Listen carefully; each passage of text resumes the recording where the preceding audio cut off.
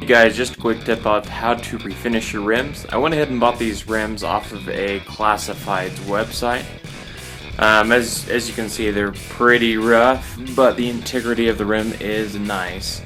There's no bends or cracks or anything like that, just minor chips, and it looks like the previous owner went ahead and used a rattle can, didn't even sand the previous finish, the original finish from the factory, and as you can see, it has chip and looks disgusting. I don't really care because I'm going to refinish them and kind of show you how I've done it. It's not a perfect way, but at least it saved me some time and money from getting, for example, powder coated and things like that. Next thing you'll want to do is to clean them really well. I went ahead and used some degreaser to really wash them inside and out. I'm not too focused on refinishing the inside part of the rim itself, around where the rotors are going to be. I just want the outside finish to be nice and easy, and again, I'm doing a real quick refinishing because I'd actually just need to put some new tires and get them back on the car quickly. So step number one obviously is to get them very clean, as clean as you can. Notice I do have a shine back. Originally they are very dirty and greasy, but now you can touch them and there's no more oils or dirt or anything lodged within the rims. I also took off the old weights, the wheel weights, because I'm going to get new tires anyways. These are nice and bald. After taking off the weights, you can see that they didn't even bother to paint the rims before the weights were put on, which also looks kind of crappy. So step one, get it nice and clean. Step two will be coming up soon. Okay, next step, after you clean the wheel really well, you want to go ahead and tape off the tire and the valve stem and cap, just so you don't get anything where you don't want it, obviously. And after that, you'll want to go ahead and sand it. Now I'm going to be using about 320 grit. You can go finer, just that sandpaper burns out a lot faster. Any heavier, you're going to leave big scratches, and you're going to have to fill them in with more primer than you want to. So, yep, there you go. Taping, I went ahead and sanded this. See if you can kind of see that. Primer recommends on the back of the rattle can to use higher grit and make sure all glossy and shiny surfaces are sanded, just so it has a better grab. I went ahead and did everything. It's nice and smooth. There's no extremely glossy, just from the lighting it kind of does, but it's been well sanded. Nothing heavy, I obviously don't want to scratch it, but I did sand pretty aggressively though with the sandpaper around the chips. Other than that, it's been nice and sanded and ready for some primer. Guys, after I got the first coat on, you can kind of see I barely dusted it. You don't want any runs, you just want a very light first coat, preparatory to second and third coats of primer. Again, very, very careful, no runs, nothing like that, but a nice dusting.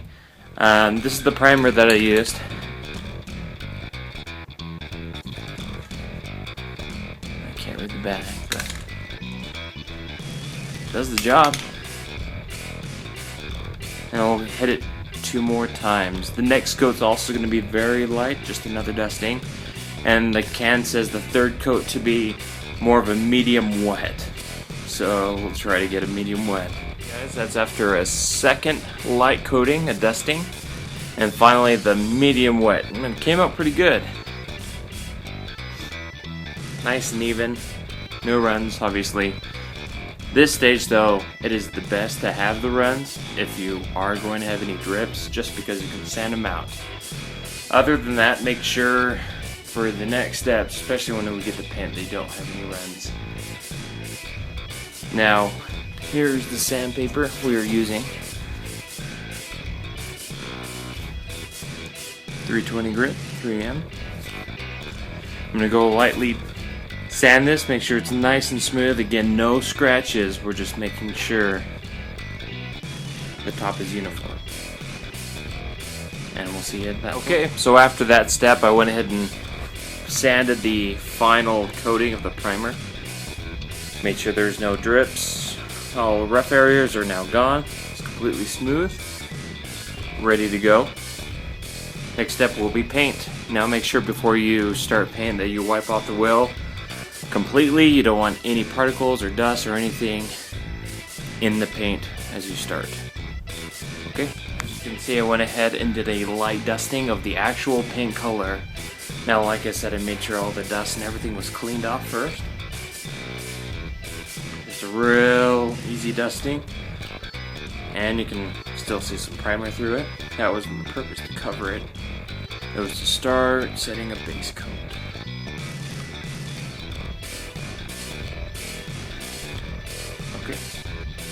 Okay, so I went ahead and put the last coat on the rim.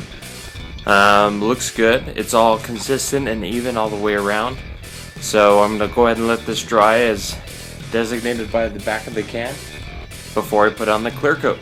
Okay, so I went ahead and put all 3 coats of clear coat on there.